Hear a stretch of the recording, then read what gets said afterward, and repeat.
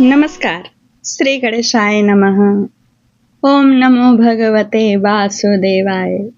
ओम माधवाय नमः। ओम मुकुंदाय नमः। श्री राधा दिव्यै नमः। महर्षि व्यास की जय हो। माँ भगवती सरस्वती की जय हो। आप सबको मैं निरंतर श्रीमद् भागवत महापुराण कथा का हिंदी में अर्थ सुना रही हूँ। आज चतुर्थ स्कंध से अथ तृतीय अध्याय का हिंदी में अर्थ सुनाऊंगी। जानिए कैसे सती अपने पति शिव से बिना निमंत्रण के ही पिता के यहाँ एक उत्सव में जाने के लिए आग्रह करते हैं। कैसे कैसे आग्रह करेंगे इस अध्याय में जानिए। और तो और जो निमंत्रित देवता हैं वे सब देवता भी वहीं से होकर के जाते हैं, आसमान से अपने विमानों में बैठकर, जहां पर माता सती और पिता पार्वती वो उसी रास्ते से होके जाते हैं। उनको जाते देख करके माँ सती और व्यग्र हो जाती है। आइए सुनिए कैसे वे मनाती हैं पिता शिव को। श्री मैत्री जी कहते हैं, विदुर जी, इस प्रकार उन ससुर और दामाद को आपस में वैर विरोध रखते हुए बहुत अधिक समय निकल गया। इसी समय ब्रह्मा जी ने दक्ष को समस्त प्रजापतियों का अधिपति बना दिया। इससे उसका गर्व और भी बढ़ गया। उसने भगवान शंकर आदि ब्रह्मनिष्ठों को यज्ञ भाग न देकर उनका तिरस्कार करते हुए पहले तो वाजपेयी यज्ञ किया और फिर बृहस्पति 100 नाम का महायज्ञ आरंभ किया। इस योगोत्सव में सभी ब्रह्मर्षि, देवर्षि, पितर, देवता आदि अपनी अपनी पत्नियों के साथ पधारे। उन सब ने मिलकर वहां मांगलिक कार्य संपन्न किए और दक्ष के द्वारा उन सबका स्वागत सत्कार किया गया। उस समय आकाश मार्ग से जाते हुए देवता आपस में उस यज्ञ की चर्चा करते जाते थे।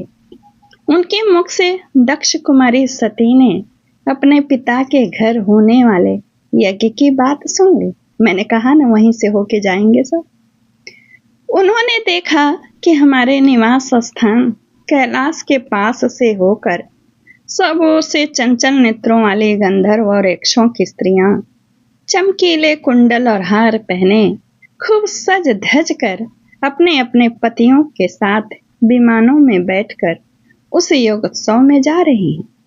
इससे उन्हें बड़ी उत्सुकता हुई और उन्होंने अपने पति भगवान भूतनाथ से कहा।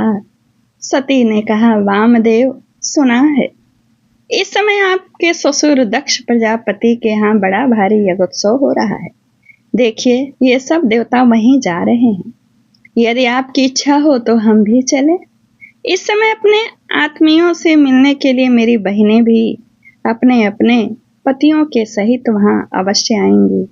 मैं भी चाहती हूँ कि आपके साथ वहां जाकर माता पिता के दिए हुए गहने, कपड़े आदि उपहार स्वीकार करूं।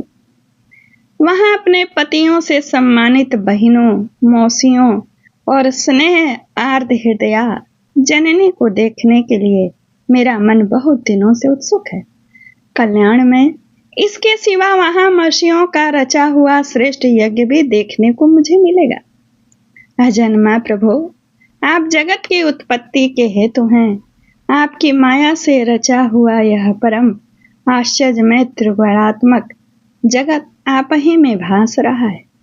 किंतु मैं जो स्त्री स्वभाव होने के कारण आपके तत्व से अनभिज्ञ और बहुत दीन हूँ, इसलिए इस समय अपनी जन्मभूमि देखने को बहुत उत्सुक हो रही हूँ।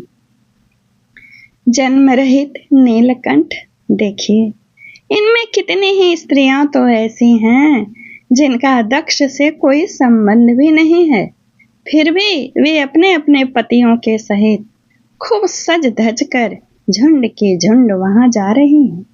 वहां जाने वाली उन देवांगनाओं के राजहंस के समान श्वेत विमानों से आकाश मंडल कैसा सुशोभित हो रहा है।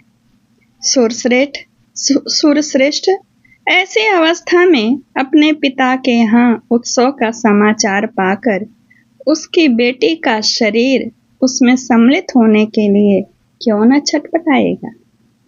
पति, गुरु और माता पिता आदि सुहृदों के यहाँ तो बिना बुलाए भी जा सकते हैं। अतः देव, आप मुझ पर प्रसन्न हो।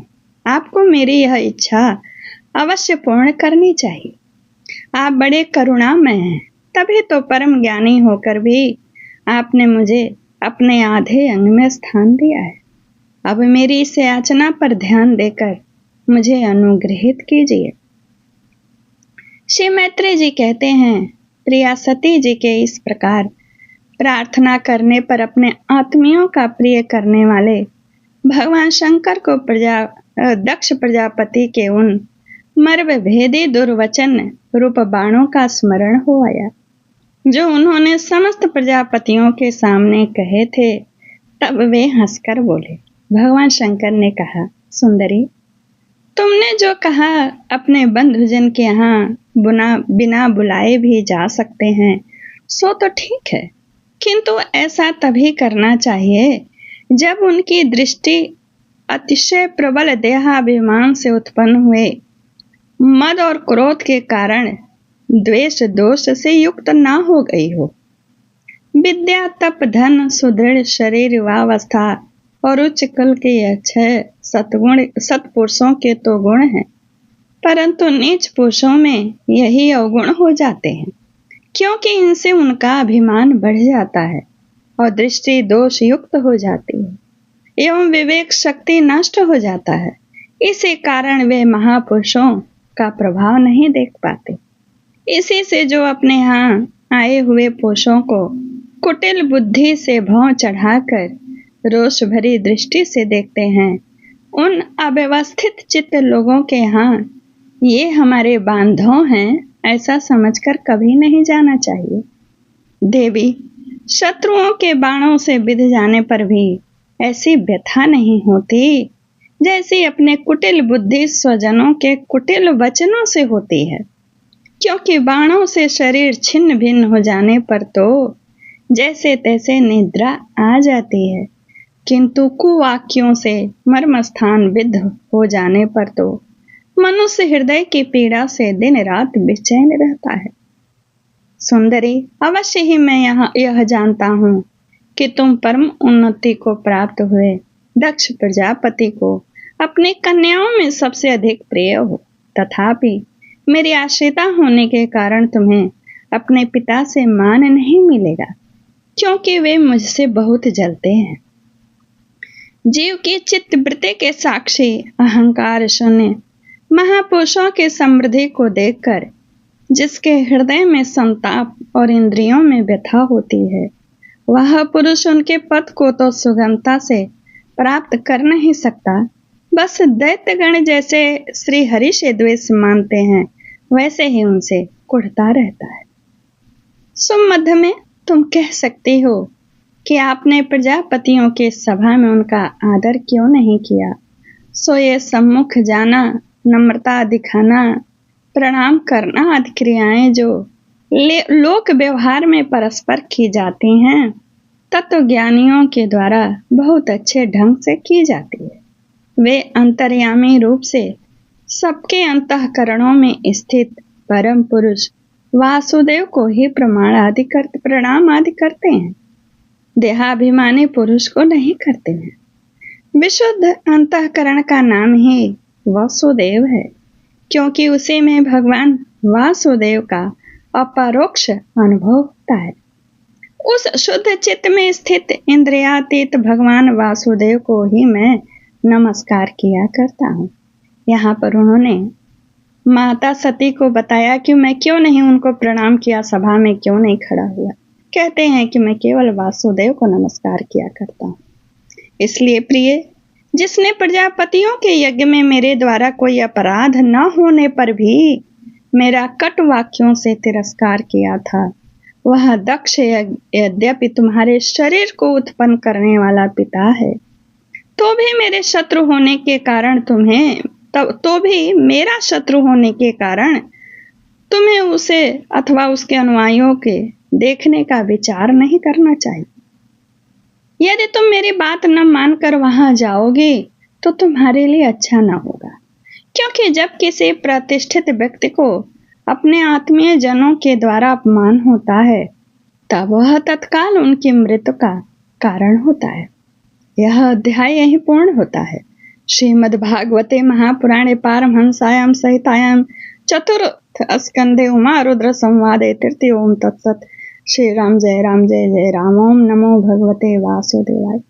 अगले अध्याय में जानिए कि माता जाती हैं तो सबको तो कथा मालूम है। वहां जाने के बाद वह अपने साथ क्या करेंगी, वहां कैसा स्वागत होगा।